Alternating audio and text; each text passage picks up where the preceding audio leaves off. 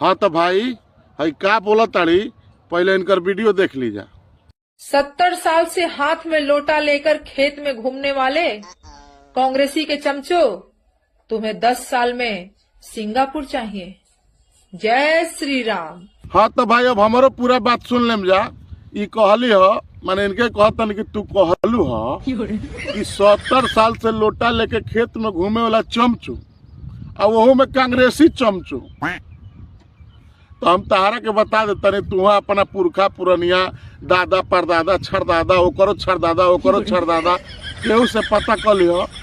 वो गाँव देहात में रहत रहे लोग, ओहो में ना हो तो अपना नानी के यहाँ जाके पता कली हो। नानी से पूछिए, नानी ना हो तो नाना से पूछिए, जरूर तोहर लड़ झर में कोनो गांव देहात में रहत हुई लोग। बात तो सही है। और घरी कांग्रेस के सरकार रहे।